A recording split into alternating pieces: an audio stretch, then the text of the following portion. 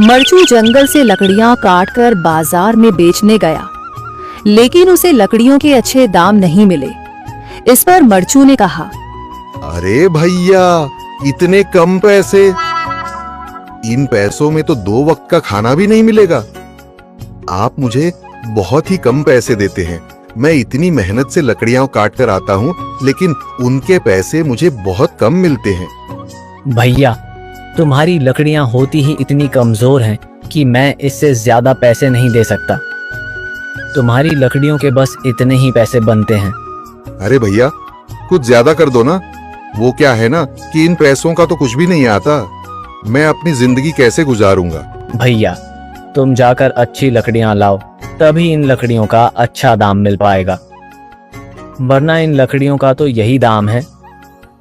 ये सुनकर मरचू बहुत ज्यादा परेशान हो गया और पैसे लेकर किराने की दुकान से सामान खरीदकर घर आ गया। घर पहुंचते ही मरचू की पत्नी सीता ने कहा, अरे जी, सामान ले आए आप? हाँ जी, सामान ले आया हूँ। सीता के चेहरे पर खुशी छा जाती है, लेकिन जब उसने सामान देखा, जी, इसमें तो बहुत थोड़ा सामान है। हाँ सीता, मुझे पता है कि यह सामान बहुत थोड़ा है, लेकिन मैं क्या करूं? मेरे पास जितने पैसे थे, मैं उतने का ही सामान लेकर आ गया हूँ। इस तरह हमारा गुजारा कैसे हो पाएगा जी? आपको तो पता ही है कि हम कितनी मुश्किलों से गुजारा करते हैं। हाँ हाँ, मुझे पता है, लेकिन मैं कर भी क्या सकता हूँ? मेरे पास इतने पैसे ही नहीं कि हम एक अच्छी जिंदगी गुजार सकें। इतनी मेहनत कर रहा हूँ, लेकिन फिर भी मेहनत का फल नहीं मिल रहा। इतनी मेहनत से अच्छी लकड़ी काट कर आता हूँ, लेकिन मुनासिब दाम नहीं मिलता। मैं तो बहुत परेशान हूँ। क्या करूँ? कहाँ जाऊँ? अरे जी, आप परेशान न हो, आप कोई और काम देख लें। मैंने कई बार काम तलाशने की कोशिश की, पर किसी ने भी मुझे काम नहीं दिया। ये सुनकर सीता भी काफी ज्यादा परेशान हो गई।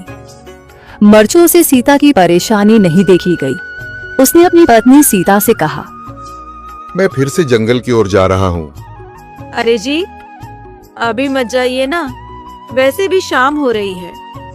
आप कल चले जाइएगा, अभी मत जाइए। ठीक है, अगर तुम रोक रही हो तो मैं नहीं जाता। मैं कल चला जाऊंगा। इसके बाद मरचू गांव में घूमने के लिए चला गया। तभी उसे एक आदमी मिला और उसने कहा, कहाँ जा रहे हो भैया? और सुनाओ, क्या हाल चाल है? जिंदगी कैसे गुजर रही है? अरे भैया, तुम्हें तो पता है कि लकड़ियां काटकर कैसे गुजारा होता है। हाँ भैया, तुम सही कह रहे हो। और आसपास के जंगलों में अच्छी लकड़ियां भी नहीं है। इसके लिए तो जंगल के अंदर जाना पड़ेगा। पर जंगल के अंदर तो काफी सारे जंगली जानवर होंगे। मुझे बहुत डर लगता है भैया, मैं जंगल में कैसे जाऊंगा? हाँ भैया, जंगली जानवर तो होंगे, लेकिन अच्छी लकड़ियां तो वहीं से ही मिलेंगी। ये सुनकर मरचू बहुत ज्यादा परेशान हो गया, लेकिन वह आदमी बिल्कुल ठीक कह रहा था। जंगल के किनारे की सारी लकड़ियां कट चुकी थीं। अब सिर्फ जंगल के अंदर ही अच्छी लकड़ियां बची थीं। अगली सुबह मरचू लकड़ियां काटने जंगल की ओर चल पड़ा। जंगल में आने के बाद मरचू ने कहा, अरे, यहाँ पर तो लकड़ियां ही नहीं हैं। वो आदमी सही कह रहा था, लकड़ियों के लिए तो जंगल के अंदर ही जाना पड़ेगा। और जंगल के अंदर जाना क्या सही रहेगा? मुझे तो बहुत डर लग रहा है, क्योंकि वहां पर तो काफी सारे जंगली जानवर होंगे जो खतरनाक होंगे। अगर आज मैं जंगल के अंदर नहीं गया तो मैं आज घर पैसे लेकर नहीं जा सकूंगा, और फिर जब पैसे नहीं होंगे तो गुजारा कैसे होगा? मरचू जंगल के बाहर खड़ा सोचता ही रहा और फिर उसने सोचा, अरे, यहाँ पर भी कोई मजबूत पेड़ दिखाई नहीं दे रहा जिससे मैं लकड़ियां काटकर घर ले जा सकूं।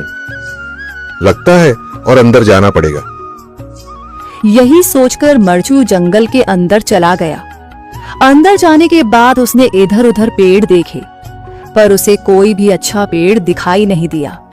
यह सोचकर मरचू जंगल के और अंदर चला आया।